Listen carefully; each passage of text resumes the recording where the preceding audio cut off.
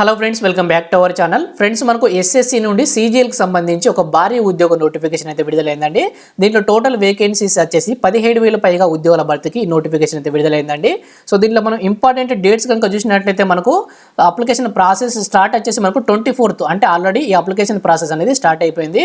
అదేవిధంగా last date వచ్చేసి మనకు July 24 అంటున్నాడు. సో July 24 అంటే మీరు July 23 లోపే మీరు అప్లికేషన్ ప్రాసెస్ అయితే చేసి ఉండాలి. July 23 తర్వాత మీకు ఈ సైట్ అయితే ఓపెన్ కాదు, ఎందుకంటే ఫుల్ రష్ ఉంటుంది లాస్ట్ డేట్ రోజు. కాబట్టి మీరు ముందే అప్లై చేసే ప్రయత్నం అయితే చేయండి. అదేవిధంగా మనకు టైర్ 1కి సంబంధించిన టెంటేటివ్ షెడ్యూల్ కూడా మనకి ఇక్కడ ఇచ్చారు. సెప్టెంబర్ లేదా అక్టోబర్లో టైర్ 1 ఎగ్జామ్ కూడా కండక్ట్ చేస్తామని మనకు క్లియర్గా ఈ నోటిఫికేషన్లోనే మెన్షన్ అయితే చేశారు.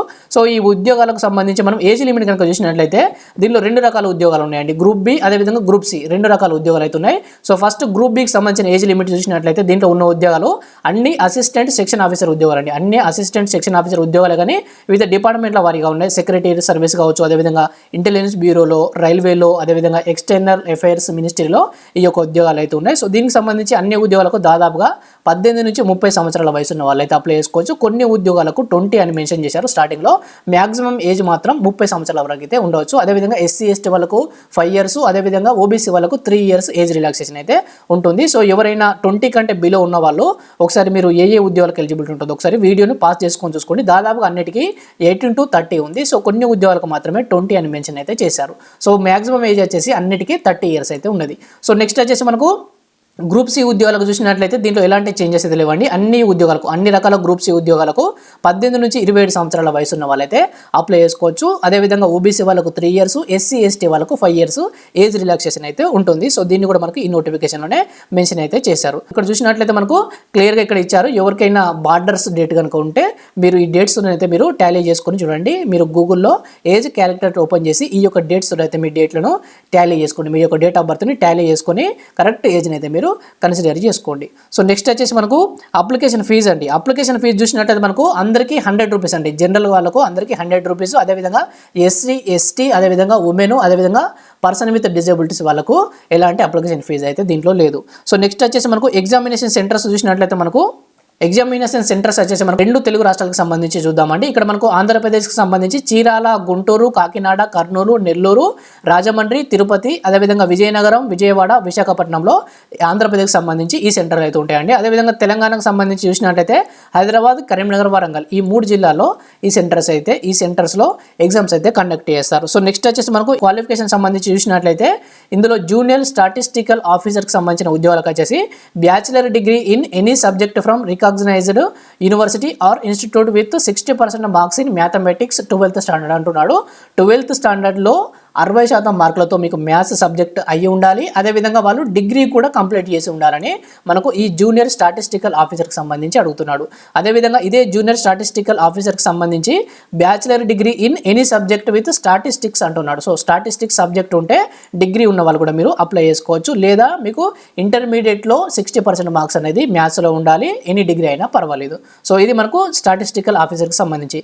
అదేవిధంగా స్టాటిస్టికల్ ఇన్వెస్టిగేటర్ గ్రేడ్ 2 ఉద్యోగాలకు సంబంధించి bachelor degree in any subject with statistics subject అయితే అయి ఉండాలి. So degree with statistics subject ఉన్న వాళ్ళు ఈ యొక్క స్టాటిస్టికల్ ఇన్వెస్టిగేటర్ గ్రేడ్ 2 అయితే అప్లై చేసుకోవచ్చు. సో నెక్స్ట్ వచ్చేసి మనకు ఎన్హెచ్ఆర్సీ నేషనల్ హ్యూమన్ రైట్స్ కమిషన్లో రీసెర్చ్ అసిస్టెంట్కి సంబంధించి బ్యాచిలర్ డిగ్రీ ఉంటే సరిపోతుంది. అదేవిధంగా ఇక్కడ మనకు ఒక చిన్న క్వాలిఫికేషన్ ఇక్కడ ఇచ్చారు, డిజైరబుల్ క్వాలిఫికేషన్ అంటున్నాడు. సో ఇది మ్యాండేటరీ కాదండి, 1 year రీసెర్చ్ ఎక్స్పీరియన్స్ అని అడుగుతున్నాడు. దీనికి కూడా అందరూ అప్లై అయితే చేసుకోవచ్చు. డిజైరబుల్ అంటే మనకు మ్యాండేటరీ అయితే కాదు. సో నెక్స్ట్ వచ్చేసి మనకు ఈ మీద పేర్కొన్న 3 ఉద్యోగాలకు మినహాయించి మిగతా అన్ని ఉద్యోగాలకు ఎనీ డిగ్రీ అయితే ఉంటే సరిపోతుంది. సో ఈ 3 ఉద్యోగాలకు కొంచెం స్పెషల్గా క్వాలిఫికేషన్ అడిగారు కాబట్టి వీటికి ఇక్కడ మెన్షన్ అయితే చేశారు. సో మిగతా అన్ని రకాల ఉద్యోగాలకు ఎలాంటి స్పెషల్ క్వాలిఫికేషన్ అయితే అవసరం లేదు, కేవలం ఎనీ డిగ్రీ ఉంటేనైతే సరిపోతుంది. సో ఇది ఎడ్యుకేషన్ క్వాలిఫికేషన్ సంబంధించి. సో నెక్స్ట్ మనం ఎగ్జామినేషన్ ప్రాసెస్ గురించి చూసినట్లయితే దీనిలో మనకు ఎగ్జామినేషన్ ప్రాసెస్ అనేది 2 స్టేజ్లో ఉంటుంది. టైర్ 1 అదేవిధంగా టైర్ 2 2 స్టేజ్లో అయితే ఎగ్జామినేషన్ కండక్ట్ చేస్తారు. టైర్ 1 అనేది అందరికీ కామన్గా ఉంటుంది. అన్ని రకాల ఉద్యోగాలకు టైర్ 1 అనేది కామన్గా నిర్వహిస్తారు. సో దీంట్లో చూసినట్లయితే మనకు 25 క్వశ్చన్స్ జనరల్ ఇంటెలిజెన్స్ అండ్ రీజనింగ్లో, అదేవిధంగా మళ్ళీ 25 క్వశ్చన్స్ జనరల్ అవేర్నెస్, అదేవిధంగా ఆప్టిట్యూడ్ నుంచి 25 క్వశ్చన్స్, అదేవిధంగా కాంప్రహెన్షన్ ఇంగ్లీష్ కాంప్రహెన్షన్ నుంచి 25 క్వశ్చన్స్. టోటల్గా మనకు 200 మార్క్స్కి అయితే ఎగ్జామ్ని కండక్ట్ చేస్తారు. 100 క్వశ్చన్స్ 200 మార్క్స్, అంటే ఈచ్ క్వశ్చన్కి 2 మార్క్స్ అయితే మనకు వస్తాయి. అదేవిధంగా నెగిటివ్ మార్కింగ్ కూడా ఉంటుందండి 0.5 అంటే 2 క్వశ్చన్స్ కనుక రాంగ్ ఆన్సర్ చేస్తే మీకు 1 మార్క్ అయితే డిడక్ట్ చేస్తారు. సో మీకు 1 మార్క్ అయితే కట్ అవుతుందని దీంట్లో క్లియర్గా మెన్షన్ అయితే చేశారు. సో అదేవిధంగా టైర్ 2 గురించి చూసినట్లయితే మనకు టైర్ 2లో కూడా మనకు 2 రకాల ఎగ్జామ్స్ ఉంటాయండి, పేపర్ 1 అదేవిధంగా పేపర్ 2. సో ఈ పేపర్ 2 అనేది అందరికీ ఉండదు. ఎవరైతే స్టాటిస్టిక్స్ తోటి మనం ఇంతకుముందు ఎడ్యుకేషన్ క్వాలిఫికేషన్ చూసాం కదా, స్టాటిస్టిక్స్ సబ్జెక్ట్ తోటి ఎవరైతే అప్లై చేశారో వాళ్ళకు పేపర్ 2 ఎగ్జామ్ అయితే ఉంటుంది.